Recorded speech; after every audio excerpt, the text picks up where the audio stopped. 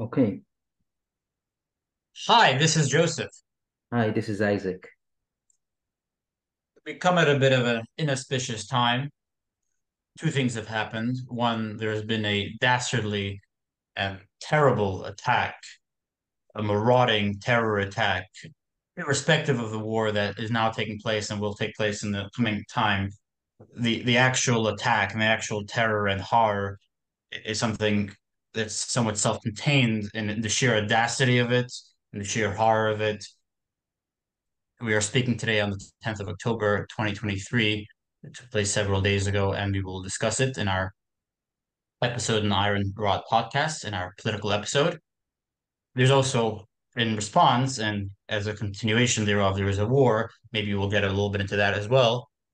Before I give it over to Isaac, I'm a bit nauseous and even physically sick from some of the horror that the world and the civilized world especially has been forced to witness taking place in Israel, crimes, murders, kidnapping, rape perpetrated by Hamas. I would just want to introduce the subject in that way. And Isaac, take it away. Good afternoon. As you may have noticed, we had no theme music today. We felt it will be inappropriate we're trying to, we always, the theme of this show is always that we're trying to be optimistic and hopeful and lighthearted in the face of the very dark subject we talk about when we discuss tyranny, because we believe liberty will win. But at this time, while we are firm in our belief that liberty and decency and justice would win the day, and that Israel shall prevail and shall excise those who perpetrated those terrible, terrible acts, those who raped young women, those who killed little children, those who kidnapped um, the citizens of at least seven nations, including an old frail ladies. Um, I hope Israel, God willing, will be. I firmly believe that Israel will be able to excise them from the body of humanity and throw them to the ash heap of history. Um, the attack occurred on Saturday, the Sabbath, which also happened on the first day of the last high holidays of the Jewish festival of Sukkot, also known as Shmini Atzeret or Simchat Torah. Just like 50 years ago, during the high holiday of Yom Kippur, the enemies of Israel relied on the fact that Jews would be in the synagogues praying away from all electronic devices. That they relied on this because, while due to great and devastating intelligence failure, which will be investigated in due time, and the responsible parties will be punished, I'm sure, because that's how things work in Israel, in through the regular venues of the Israeli democracy. Um, the in due their goal was not merely to break the military barrier, but to enter into civilian areas and to abuse, murder, kill, rape, rob, and kidnap civilians, as many as possible. And they relied on the holiday to be able to facilitate this as much as possible. They attacked the people of Israel without distinction of position, um, religious belief, even ethnicity. Among the people killed were Philippine and Thai foreign foreign workers, either both farm workers, construction workers, and people who gave assistance and care to to an eight to an old Holocaust survivors in the 80s. who was not in her faculty, who is no longer in her faculties, and when which was kidnapped to Gaza. They carried out the attack with with bestial brutality. We're not talking about use of weapons that got out of hand. We're talking about people, and I use the term very loosely, that that bashed in people's heads repeatedly with rakes and other blunt instruments. We're talking about women who got raped. I would add one thing: children being murdered in front of their parents, and parents being We're murdered in front of their children, we're, and to, we're, to, so on. we have just received report that 40 babies, 40 infants have been beheaded, an act that have not been witnessed since the end of the Second World War. This was an orgy of violence and depravity and darkness. There's no words to describe the horror of this. There's no family in Israel which did not have a loved one who lives in those, a loved one or a friend or or an acquaintance who lives in those areas, and therefore the entirety of Israel, the entirety of world Jewry, was spending the entirety of the holiday with abated breath, waiting to know any kind of news, listening to rumors they had no way to verify or to verify or falsify. Not only the religious were attacked, and not only the right wingers. One of the greatest targets of that was chosen by the monsters was a music festival called the Nova Festival in Re'in, which was dedicated to the possibility of peace and love, of universal love between all humanity, and peace, specifically peace with the Palestinians. The people who attended this festival on the Sabbath were not people who usually be associated with the Israeli right. That didn't matter one iota to the Hamas, to that criminal organization masquerading as a government. They attacked Jews, they attacked Israelis with no distinction whatsoever. By doing that, they supplied Israelis with a great unifying definitions of themselves. We are the people whom Hamas wants to kill. We are much more than that, but it reminded all Israelis that they are one people. It reminded all Jews, and since Hamas hatred of Israel stems from Hamas hatred of the Jews, it brought Israel and world Jewry together in a way that many were speculating was lost forever in the last few decades, due to the shifting religious perspectives between world Jewry and Israel, which had become more religious and more orthodox in the last few decades. The Israeli political divisions are gone. They are gone. They are dead.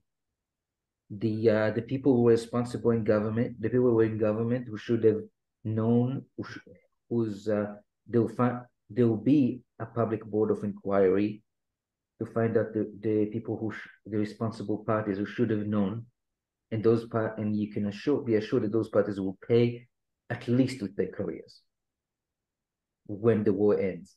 But meanwhile, the war must end. The war must start, and the war must end with Israeli victory and total unconditional surrender or annihilation of the Hamas. To you, Yossi. Amen. Amen. Yes, I only want to briefly interrupt, Isaac. I want to, in a way, in general, I think this is healthy for our audience, which I believe is in sympathy with what we're saying. If anyone who's sympathetic to Hamas, please get off the program and become fly off a cliff somewhere. But Yes. but obviously, if you are in sympathy, I do want to separate a bit our reaction, which is a raw reaction, and which is perhaps the most primordial human reaction, separate from our analysis. Because Isaac and I, in thinking about what we should discuss and if it's appropriate to discuss this episode, it is appropriate to discuss some of the military, political, analytical elements, and we will do that, and we may have to do that even dispassionately, which obviously is a paradox. But we want to separate that with our sheer evocative emotion that I feel, and I think you, Isaac, feel as well, to the horror of witnessing Jews being murdered in a way that we have never seen in living memory since the earliest fading of memory of 1945. In other words, Jews have been massacred in Israel for 70 years. Jews have died in the Yom Kippur War in great numbers, 2,800 Jews. But a marauding raid of this sort is something we haven't seen in close to a century since the Holocaust. And I want to separate a little bit in the show and in our minds our gut reaction to that, which is healthy, which is appropriate, to our semi dispassionate analysis of what's going on. And Isaac mentioned intelligence failures. You mentioned later on there'll have to be somewhat of a reckoning which politicians have to say which things and having even a board and so on. So that's just my first reaction on that, Isaac. First, before we go to the technical analysis, I would like to add to finish the previous subject with an analogy. Imagine a woman. She made a few mistakes in her early life, and she found herself together with a man who was abusing her, was raping her, was beating her, was robbing her on a regular basis. One day, she managed to get a hold of a kitchen knife, and while he was coming in to beat her, she stabbed him and she ran out of the house. She found at a woman's shelter. She managed to rebuild her life. She found she find a new love. She started a family. She had and she lived a good life. All of a sudden, the old man comes back into the picture and beats her. She managed to escape him, and this time when she gets hold of the kitchen knife, she'll make sure that he would not come back again. But this is how Israel society feels like right now. Jews have been abused exactly in this manner since our nation's inception, or at least since the first time Israelites have been exiled by a foreign power from their homeland. And in the 6th century BC. The state of Israel existed to stop it. And now it happened again. And while we can assure that we hope that while Israel managed to stabilize the situation, and we hope it will never, that this time they will make sure that the bastards stay down. This is where the Israeli psyche is right now. Now let's move to the technicals. How could it happen? A poignant metaphor, Isaac. Sorry? Thank you. How could it happen? Israel maintained a fence and a protective fencing and wall around the Gaza Strip. This fencing is not entirely hard fencing. It's much of it is wire. It relied on electronic surveillance and smart devices to keep every single part of it monitored at any given time. A cyber attack took by what I understand, a cyber attack which originated either in Iran or in Russia took and combined with a drone attack upon the sensors, took out those took out the system in at least 80 places. In those places, bulldozers were brought over by the Hamas, which followed on their heels were pickup trucks and other light vehicles full to the brim with murderers, thugs, and rapists armed to the teeth. And the bulldozer destroyed the fence. The few soldiers that were guarding the area were overrun. And yes, we do not know why so few soldiers were on the fence on that day. Some of them were on vacation. Some of them were on their holiday vacation. They're on their holiday leave. Some of them were moved elsewhere. We move elsewhere to safeguard Jewish settlements in Judea and Samaria that they were reported that they will be in danger. That means intelligence have been wrong, dead wrong, especially as intelligence had no idea that such a coordinated and well-rehearsed attack that now Hamas claim that it planned for over a year and trained for it with the Iranians. How come intelligence did not know about it? There's a rumor going on that the Egyptian intelligence tried to warn the office of the Israeli Prime Minister Benjamin Netanyahu. Netanyahu have emphatically denied it. If he lies, that will be the end of his. That will be not the end of his career, but the end of his legacy.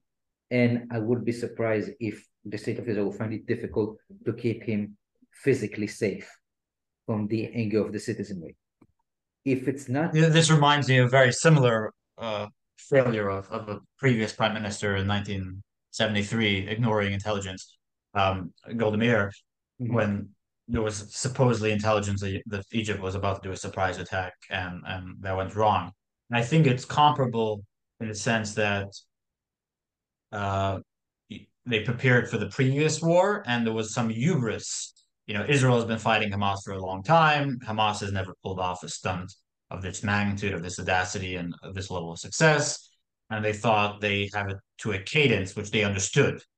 Clearly, they did not understand the cadence. They did not understand how high of an extent they're able to achieve in unleashing their terror.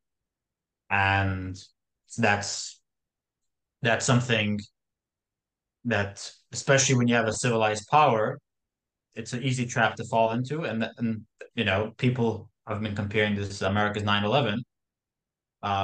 Prior to 9/11, America thought that the sort of thing that Osama bin Laden could do is he could attack the USS Cole, he could attack America's embassy in, I think it was Tanzania and somewhere else.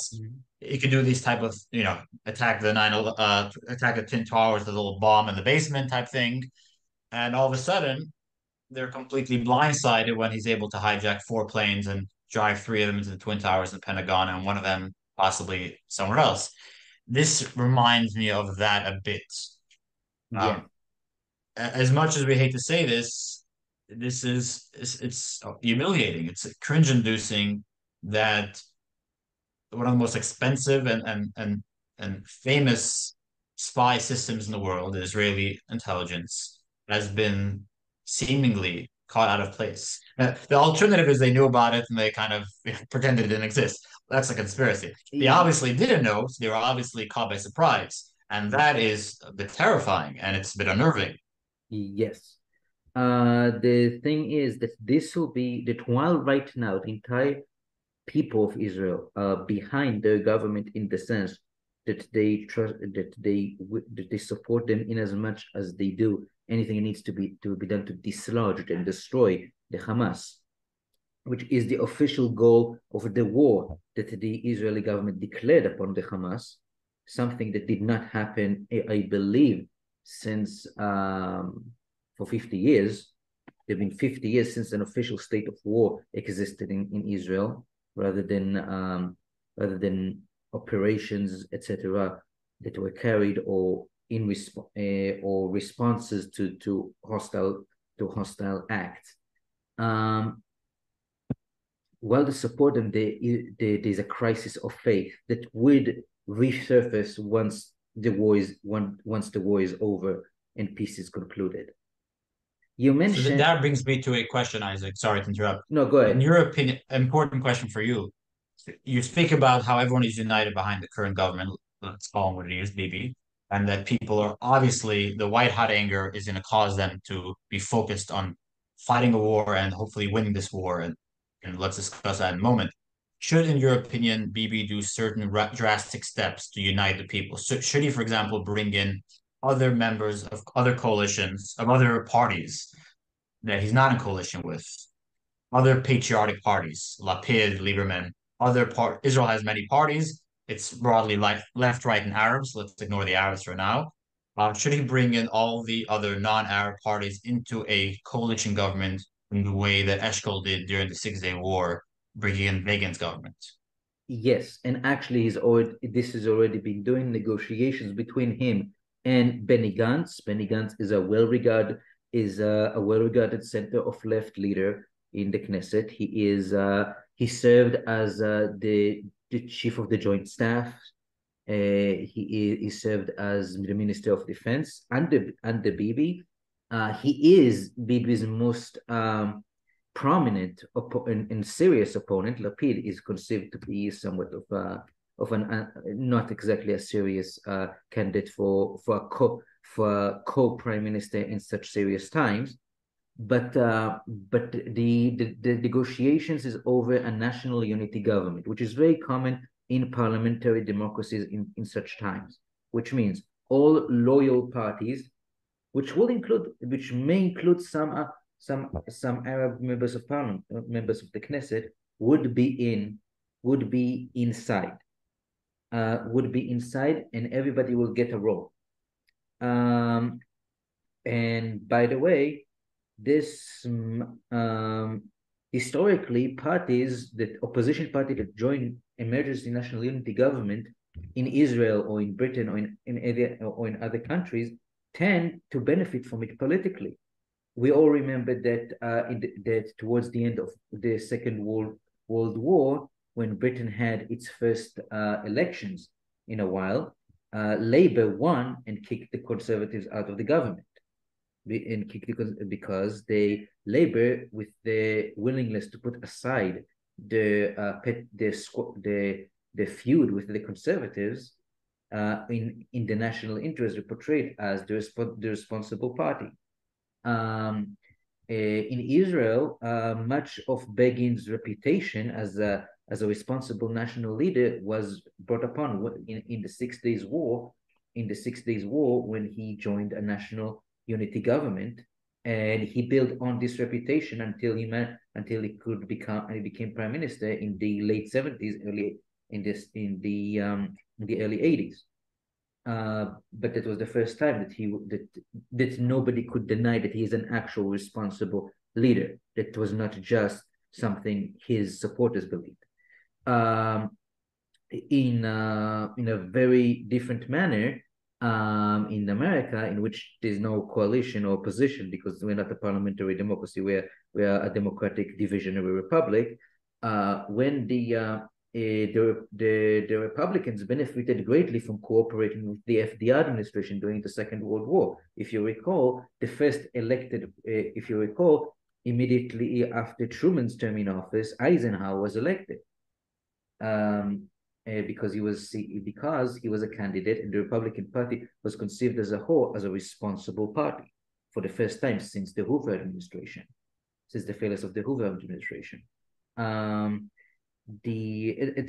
etc. We don't. So this will be a great benefit for the Israeli center for the Israeli center left, or at least the part of the center right that's or even the part of center right that reject Bibi, which is that would be the Gordian knot, the the unbinding of the Gordian knot, since the greatest question of Israel politics in the last 10 years was very unhealthily Netanyahu himself, which is never healthy in a republic.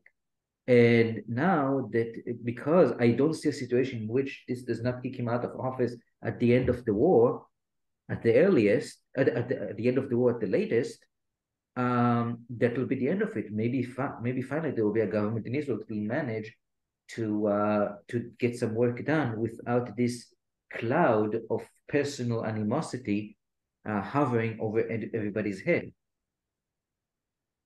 So Indeed. that's, I think, One is of enough the for Israeli politics. yes. Well, I did have some questions, but maybe we'll get to that on a different episode then. Moving on to international politics. The usual calculus about this is that time is not on Israel's side, which means if I could give you the basic formula is Hamas, shoots rockets into Israel like they have done in the past. They kill Israelis. They wade in their blood until they're neck deep.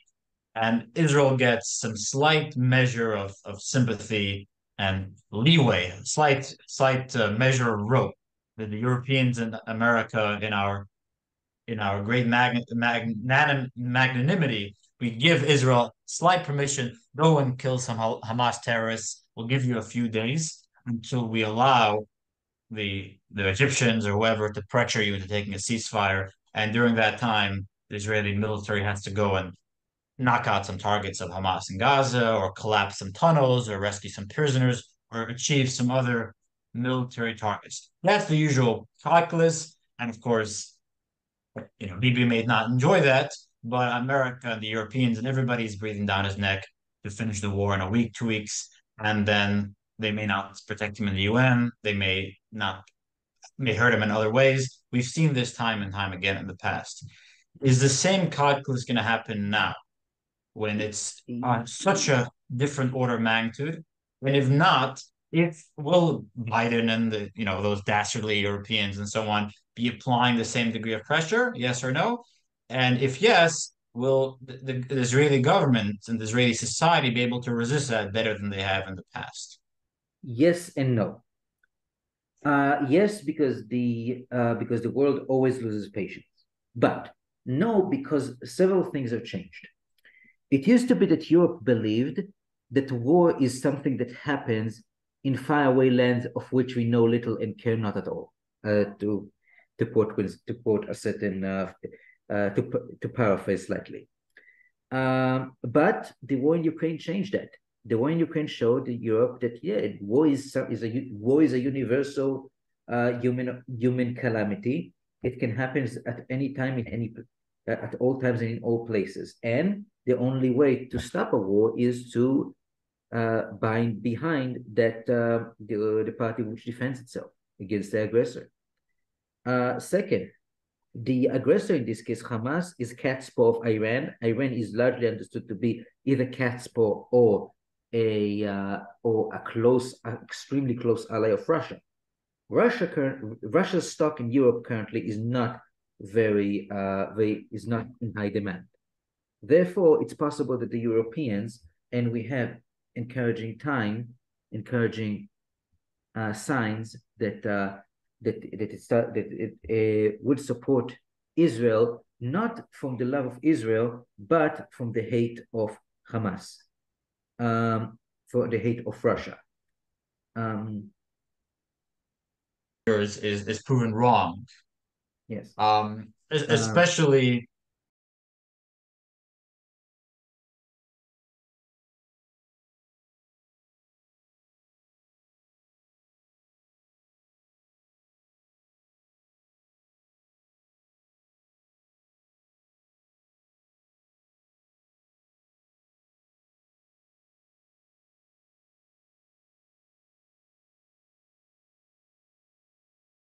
right, let me record. Are you ready to record? Yes. All right. So we are back. Hi. So we are back. So last time when we stopped, we said Europeans understood war is different. Now they understand war is different. Second, they understand that this is part of the grand coalition, of the grand axis, as the Ukrainian foreign ministry just called it, axis of assholes, excuse my French, between Russia, China, Iran, and of course the various catapults such as Hamas, Assad, and other slavies, Catamites, and what in other things that you may call them.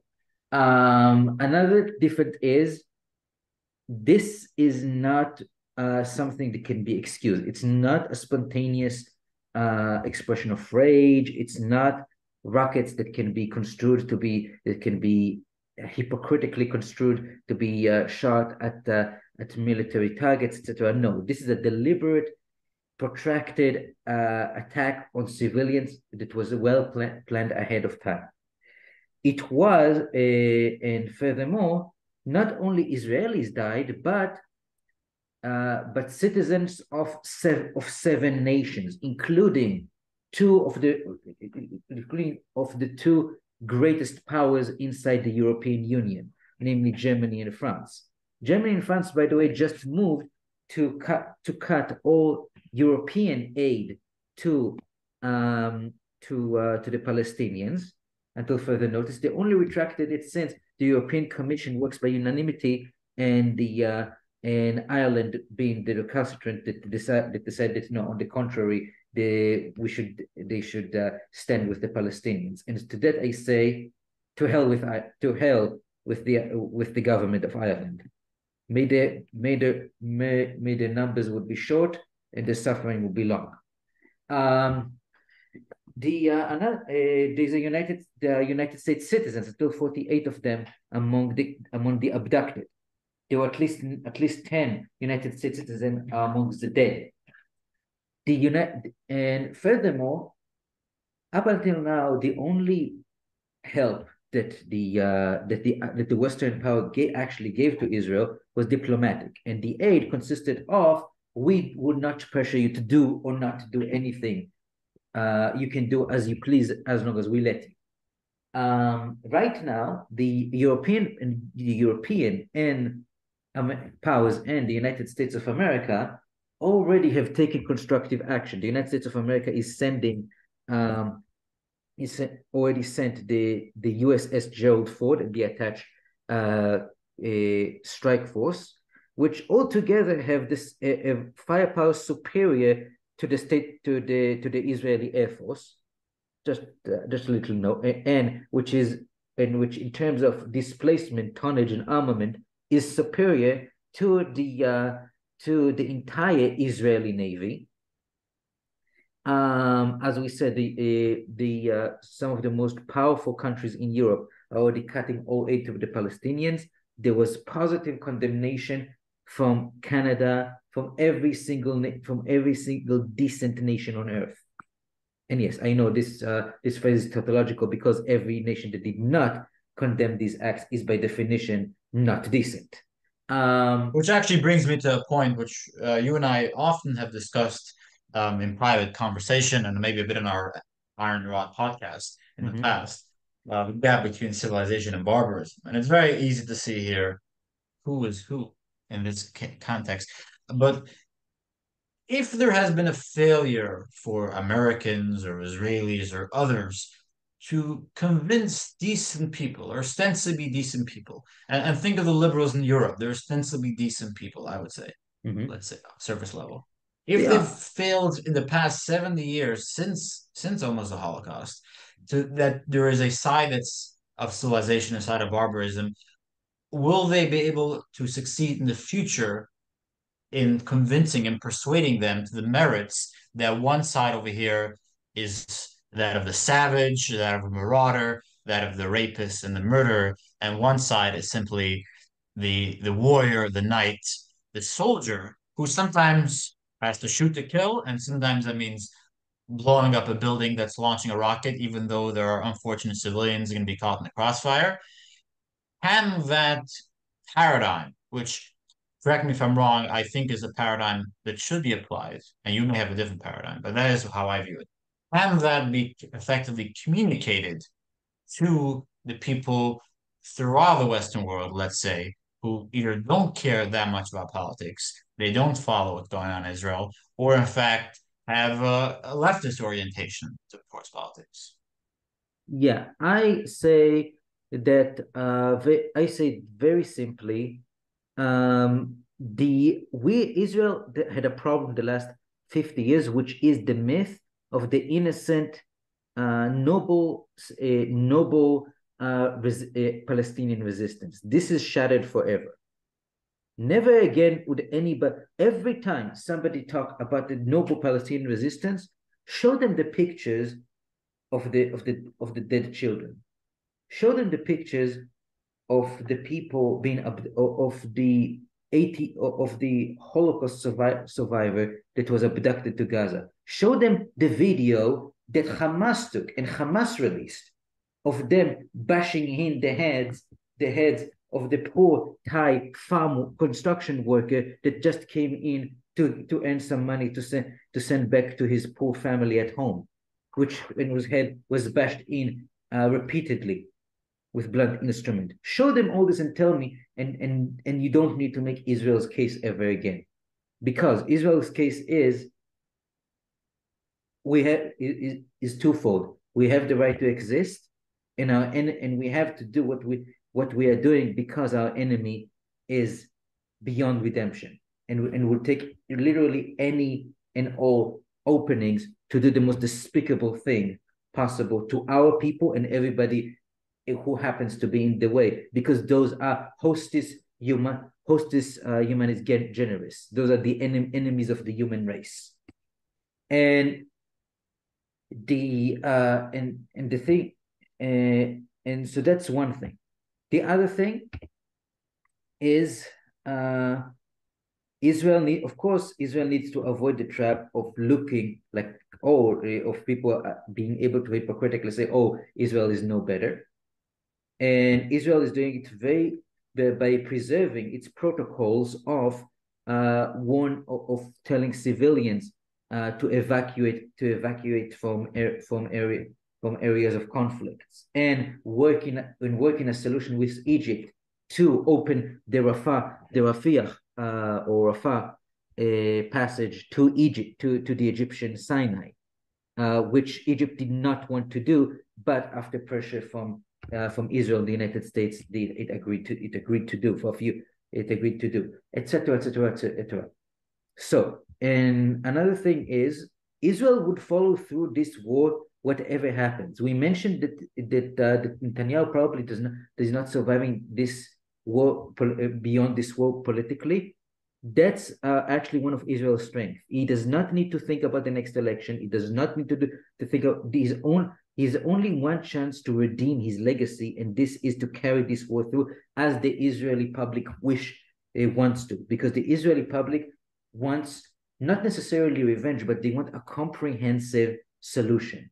And they understand Gaza, in the last 20 years since Israel deliberately and willingly gave up all its territories and settlement within Gaza, Gaza have been converted from an urban environment to a fortress that happened to house a significant amount of civilians that are used as part of the fortification. And the idea that the strategy of Hamas until now was, we do some terrible things to Israelis by shooting rockets or kidnapping one person or killing one person, etc. And then we go back in, and when Israel comes after us, we inflict such casualties on them that they say this is not worth it, and then they come to the table, especially as which is the other part. It's not just international pressure. Another thing, so this fortress need to be retaken. This is the sentiment in Israel. It needs to be reduced, as the military term is, to, which means it needs to be retaken, and its current possessors need to be taken out and destroyed as a force. And then Israel needs to think what to do. First of all, it would have to alter the landscape of Gaza either way, because currently the landscape of Gaza, it looks like a city, but superficially, but its layout is actually military. So it will need to reconfigure it, and which will require a significant amount of resources. Or alternatively, so this one kind of intervention can happen, or a significant portions of Gaza could be just demolished and turned into nothing, into meadowlands, or as somebody says, parking lot. And this will be this will be an extreme action, but Israel is in the mood for extreme action.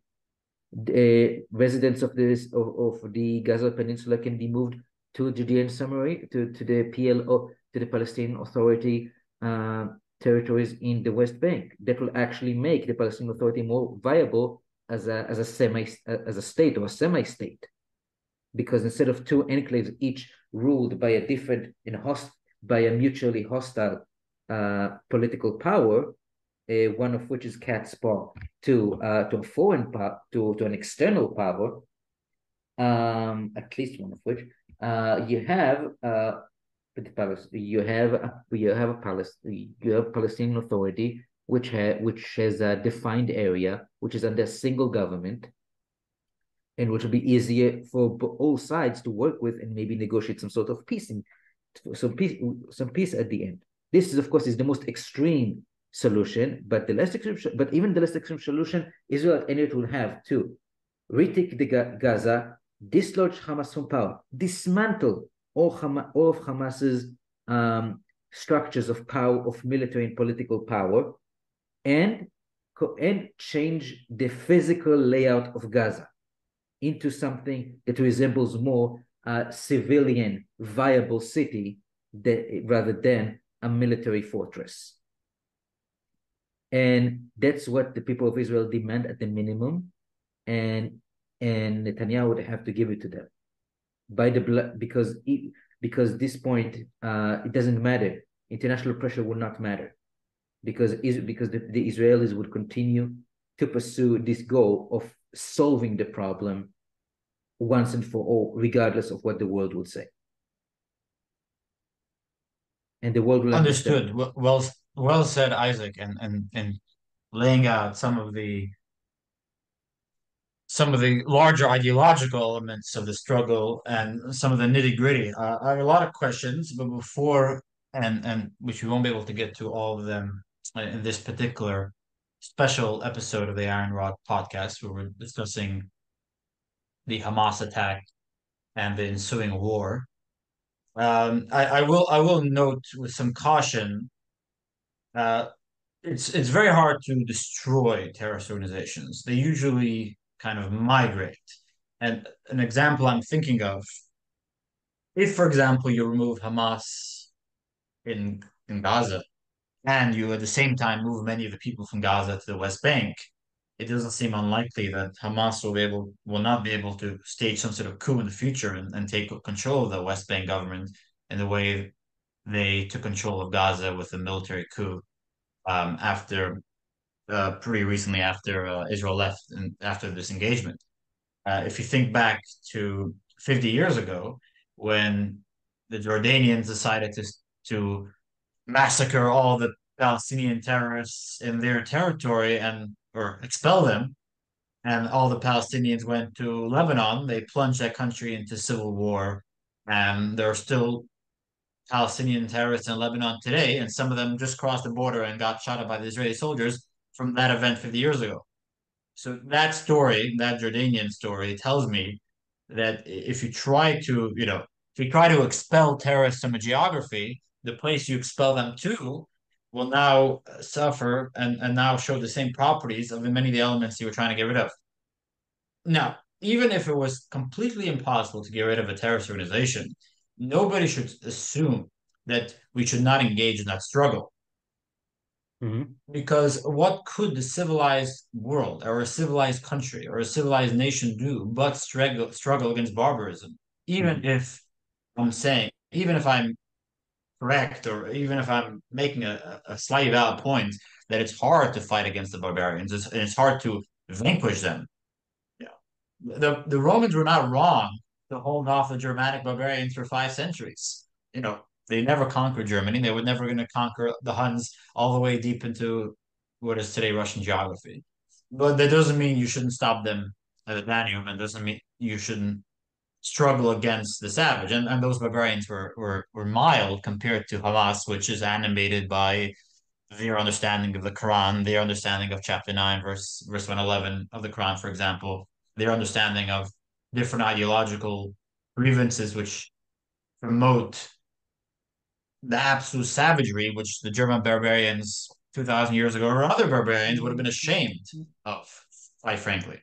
So just because they exist and just because maybe they always exist, maybe our grandchildren, when they do this podcast, will be talking about Islamic terrorism, Hamas terrorism, ISIS terrorism in 100 years from now. That does not mean that the struggle now or the struggle then is not the appropriate thing to do. I'll put that out there. I absolutely agree with you. But my point is Israel's attitude changed from mowing the lawn, which means Israel basically accept Hamas ownership of the Gaza Strip of the Gaza Strip and its population. And I said ownership because Hamas basically holds those people as his personal chattels. But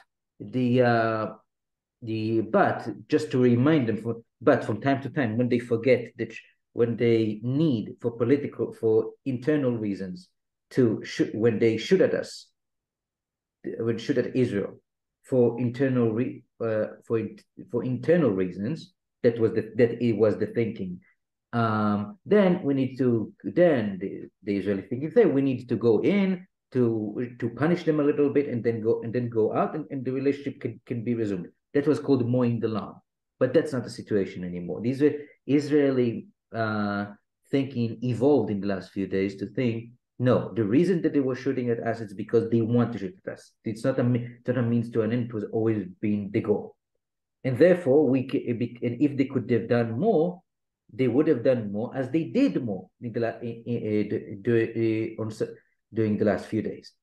And therefore, we need to solve the problem. We need to dislodge them. We need to disarm them. We need to dismantle them. We need to confiscate and destroy their assets. We need to execute or prison forever every single person who was tangentially connected to any leadership role within this filthy organization. So, because Israel's main war goals had changed irrevocably, therefore it doesn't matter. Therefore, everything else changed because because an Israeli government said to European government, well, this is all part of our long-standing relationship with the Hamas, in which we need to remind that we need to penalize them for the action, but we actually still believe that they are partners to discussion into some sort of modus vivendi. Then the European government is not feeling that. Then the European government, the Europeans, and the Americans don't feel very kindly if don't feel like Israel should deploy quote unquote excessive means to achieve that, to just penalize a long-standing partner in a modus vivendi. But if Israel says, "Oh, we cannot live while this organization stand fortified in this fortress," and they said that's a completely different request. And that's something that the Americans and the Europeans can understand. Just like the Europeans and the Americans understand that Ukraine cannot live safely while the Russians are entrenched in the Donbass and in other regions and in Crimea because as we saw in 2022, the thinking was from 2014, 2022 that Ukraine can live with it, that it's just a territorial dispute, and then it was discovered no, this is a base of operation, and therefore Ukraine cannot live freely and safely until the Russian forces are dislodged from those bases of operations, and therefore the same goes to the Gaza fortress. The Gaza fortress is an Iranian forward position. It's a base of operation against Israel. Therefore, Israel cannot live safely and securely without it. And therefore, if you stop Israel from short of taking over the Gaza fortress and dislodging Hamas and disarming Hamas and dismantling Hamas, accepting from Hamas anything short of unconditional surrender, followed by voluntarily self delivering self-delivery of the entire leadership to Israeli custody to stand trial under the Israeli law to do justice in the Nazis and the collaborators. And by the way, yes, there's no material difference. In as much I'm not an Israeli lawyer, in my opinion, there's no material difference between the definition of Nazism in Israel in Israeli law and the Hamas. Short of the if Europe urge or America urge Israel to accept anything short of that, Israel would say, well, with great regret, we stood alone before, we will stand alone again, but we will be safe. We will dislodge those monsters. I hope that some of the firmness we've seen in the minds of Westerners who live in some comfort and some removal away from the iron reality in Israel. I hope some of their indetermination to see things through, some of their realization that there are different cultures, there are different societies. There is a civilization called Israel, and there is a barbarian host called the Hamas. Not dissimilar to when the British were fighting the Fuzzy Duddies, the whirling dervishers in the Sudan, who massacred their soldiers, or other type of savages that the other people have had to fight over thousands of years. I'm thinking of the hordes trying to overrun the Chinese through the Great Wall, or the Germans trying to press into the Roman Empire. I hope this thinking that there is a clear side that civilized does not necessarily mean meek or pacifist, and there's another side that's not the civilized side. And I hope this becomes clear to everyone, and that this stays in a week from now and a year from now. I'm terribly pessimistic. Let me say, I read this. I was reading recently from John Derbyshire. He wrote this in February of 2002 when people were talking about America's determination after 9/11. And he had this interesting story about a New York judge in the 1980s. Let me give a brief anecdote. His name was Bruce Wright, and he was called Turn 'em Loose Bruce because he was a judge who let all the criminals out. Every criminal that came to his courthouse, he would say, oh, you had a bad childhood, or you're not really guilty, and he would release them. And then one day, this judge got mugged. And it was a big story. The judge got mugged in the street, and he had been letting all the muggers out. He comes back to the bench, Judge Wright, and says, quotes, as I'm sure you'll know, I was the victim of a criminal assault the other day. I want to make it clear that this experience will in no way change my sentencing policies on this bench. He's saying, I'm going to say the same, liberal judge. And someone from the back of the courtroom said, mug him again. So I do hope we have seen so many terrorist attacks by our implacable enemies, be they named Al Qaeda, Boko Haram, ISIS. Since 9/11, there have been tens of thousands. I know Robert Spencer keeps track of the actual numbers. I think it's over 30,000. Violent, murderous, where at least one person died, Islamic Jihad attacks throughout the world, Africa, Europe, and the Far East. Since 9/11, when terrorists knocked down the two Twin Towers and the Pentagon. There have been, in Israel, intifadas. There have been bombs in Europe of airports and concerts and subways and the US. There has been savagery on a scale that the civilized world was in our kind of blithe optimism unprepared for. I hope we could now, for the future, be more realistic in our grim realization that this is not something we could compromise on in our ongoing struggle against people who want to rob us, to murder us, to rape us, to mutilate our corpses. Yes, and may I add something regarding America's results since 1911? That resolve carry America through two wars in which two totalitarian governments have been toppled. Their fortresses were reduced. The capitals have been bombed, destroyed, and then rebuilt and handed over to a sympathetic Democrat, to a sympathetic government. It just so happened that, and for 20 years, America supported those sympathetic governments. It just so happened that in one of them, who happened to be very clannish and very mountainous, and thus very hard, and thus any organization can very easily maintain guerrilla war for a very long time.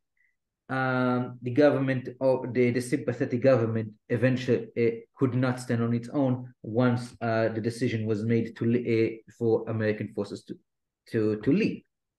And indeed, the president of that sympathetic government fled at the first sign of danger. On the other hand, the other sympathetic government still stands. It has its own politics. It's not an American puppet. It has its own politics, which sometimes clash with Americans' opinions and interests. But it's still its own government, run according and it's a democracy, even though it's a very flawed one.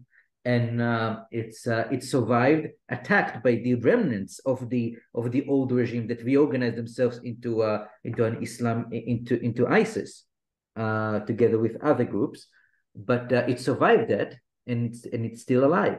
This sympathetic government in control of its territory. So don't underestimate the Western resolve. I do believe, and I told you before, civilized man is not soft. Civilized men have its own way in warfare. And by civilized, I mean the civilization that emerged by a long process of 3,000 years since the collapse of the Bronze Age totalitarian tyrannies, by the long process of osmosis and synthesis of the heritage of Greece, Rome, and Jerusalem, of which I mean a government that is free, that is lawful, that is respectful of human dignity and the divine character of humanity. This kind of civilization is strong because it has an orderly, lawful, voluntary character, even to its even to warfare. It can maintain a national effort for a very long time. In the background, yes. Eventually, everybody gets tired, or any country would get tired after 20 years. But it can maintain for a very long time. And the challenges of Afghanistan, another challenge that Israel would face the day after the unconditional surrender of Hamas in the Gaza Strip. There are no great mountain ranges and populous clans among which the remnants of Hamas can hide. Once Hamas delivers everything to the hands of the Israeli government, it's done. He is done in the eyes of the Palestinians. He cannot recruit because he will ever be that organization which lost everything to the Israelis.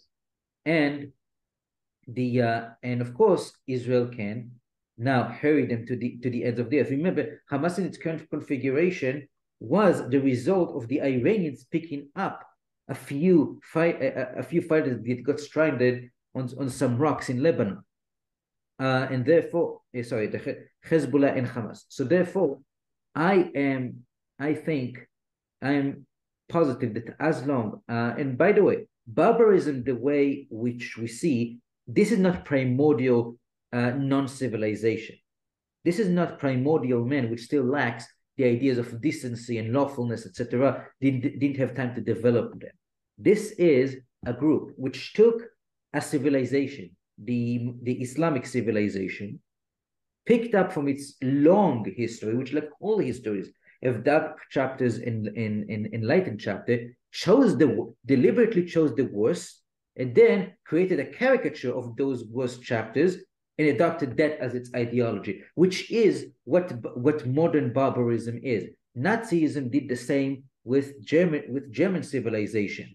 The Chinese Heavenly Kingdom and Boxer Rebellion and the Communist Party of China did the same with Chinese civilization. All evil barbaric civilization do that. The current regime in Russia does that with Russian civilization, emphasizing all that's savage and dark and brutal in the history of the country and the civilization, and turning it to 100, and then adopting that as its ideology and modus operandi.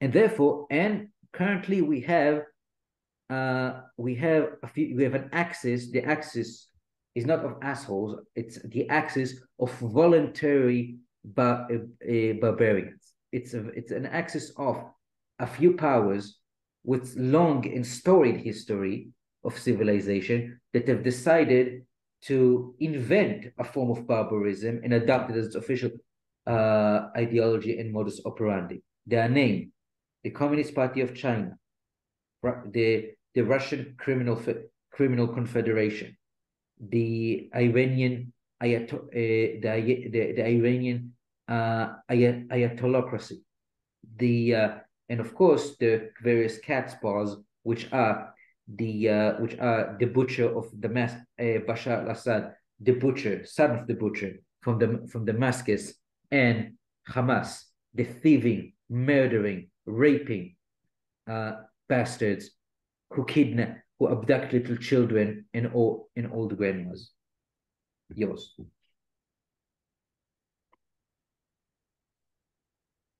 I was unfortunately very poignant, Isaac, and I feel like there's very little to add to that. I will say, some of you may know from my accent that I'm an American. Um, so I'm reminded now, I don't remember his name now, watching an interview with the son of one of the Hamas leaders, saying that in private conversations, they would always say that America was their long-term enemy and Israel was their short-term enemy. Which is similar to the Iranian kind of duality, little Satan versus big Satan. I don't, from an ideological point of view, America is not like China, although it's kind of separate, in that the the Hamas have no particular viewpoint. They do. They obviously realize that the enemy in front of them is Israel. Um, and as far as civilization, that was also a very poignant point about these being modern men. You know, they're on modern dirt bikes and they're hacking in the cameras and so on. And they are the product of 5,000 years march towards modernity, and they And they've live and they closed live themselves in the wolf skin of the barbarian, and then they have become that. They have become that savage. And as far as civilization, I have a site. This is a bit of a counterpoint, but maybe you'll agree with it about the strength of civilization and the sort of protection it requires. So from I think Orwell said this about Kipling. He says, Kipling, sees clearly that men can only be highly civilized, while other men, inevitably less civilized, are revered to guard them and feed them. Something like that. I do feel like we in America owe a strong debt of gratitude to our soldiers who are protecting us. And for the Jews in Israel, of course, are fortunate that for the first time in 2,000 years, you know, probably since, let's say, 135 AD, they have a significant army. They're able to defend themselves. And with God's might on their side, they will not be overrun. They will not face the sort of genocide that their savage enemies would have wanted to inflict upon them had they not had those opportunities of defending themselves. Amen. I want to add that I reject Orwell's assertion that the soldier and the farmer is less civilized, because Orwell used the term civilized to mean refined, to means urbane. It means fashionable. No, but the soldier practices, in a civilized society, the soldier practices a different part of the civilization, which is perhaps higher, more civilized, in many cases, than that of the ordinary citizen. But those two are complementary parts of the civilization. And I am Indeed. incredibly encouraged by the by the support of the ordinary American. I live in America. I live in America. We both live in America. We both talk to our colleagues at work, to our friends, to our colleagues at work, to people we are corresponding with, and we are amazed by the pouring in of support and love for the state of Israel and for whatever needs to be done to solve this particular to win this war and to achieve total and final victory over the forces of darkness. And apart, of course, from certain elements which impotently and cowardly fantasize of doing exactly that, but thank God those are elements that are rejected by mainstream American and Western society in general. Apart, of course, in Ireland where they are the government currently. Well, that sort of thing is something I would love to talk with you about more. Also, some of the subjects that we did not get to today, which we may get to in future simple episodes. As we know, here on the Iron Rod, we mostly discuss philosophy through the lens of history, but we occasionally do standalone political episodes. This is of a nature of that, although it's a bit more than that today. Some of the things we briefly talked about was the military and intelligence failure that we could talk about more. Which Isaac spoke about complete and utter victory for the Israelis, something we could talk about in the future, and we will talk about is what that will practically entail and how does that transpire. We unfortunately did not yet speak about a truly burdensome subject. Just thinking about it causes one to numb in pain. The hostages being held by Hamas and some other issues. Isaac spoke about the Axis, which Iran and so on, so foreign powers, and other elements of this. But I do feel, Isaac, that we covered some of the important elements on an emotional level. Just speaking about some of the things that we witnessed, but also some of the technical elements. What do you want to add before we finish today's episode, Isaac? I think we should finish with our old saying, which was somewhat neglected in the last few episodes. More or tyrann, death to tyrants. Death to tyrants, more or tyrann et or assassin. Death to tyrants and to murderers. Death. Only by death would the earth would be rid of the stain, the blemish, the leprosy that is Hamas. Have a great evening, ladies and gentlemen. We'll talk to you very shortly.